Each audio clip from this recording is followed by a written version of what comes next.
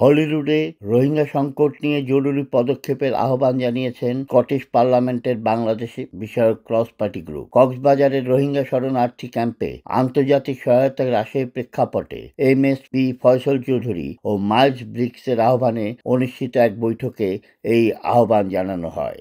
বৈঠকে অংশ নেন বাংলাদেশের সহকারী হাইকমিশনার মোহাম্মদ জোবায়েদ হোসেন, যিনি সদ্য নিযুক্ত হাইকমিশনার আবিদা ইসলামের পক্ষে বক্তব্য রাখেন।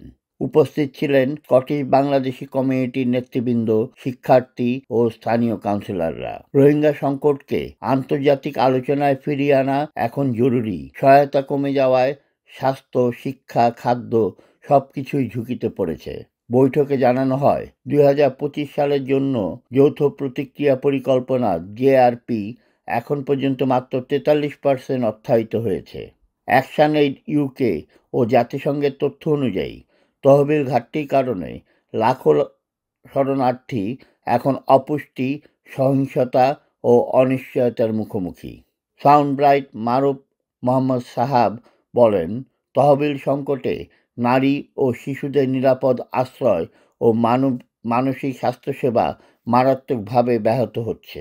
বৈঠকে স্কটল্যান্ড বাংলাদেশ সম্পর্ক জোরদারের পাশাপাশি রোহিঙ্গা স্মৃতিস্তম্ভ, রোহিঙ্গা মেমোরিয়াল স্টোনের ঘোষণা দেওয়া হয়, যা স্থাপন করা হবে ব্র্যাডফোর্ডে।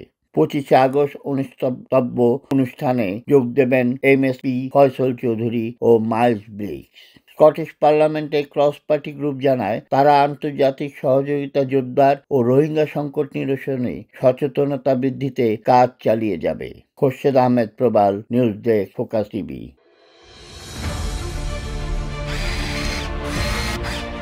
আলোতে থাকুন, ফোকাসে থাকুন, হাত রাখুন প্রজন্মের হাতে।